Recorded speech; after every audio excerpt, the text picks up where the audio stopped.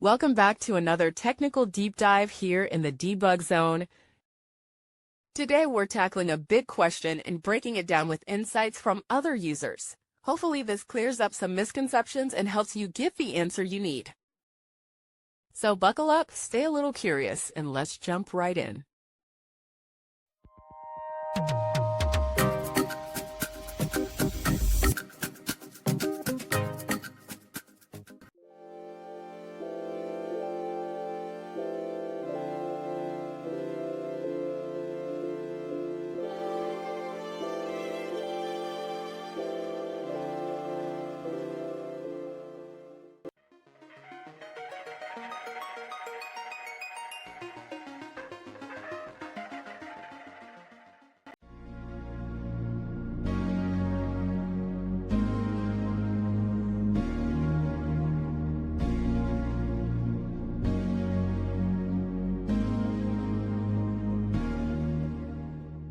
And that's a wrap.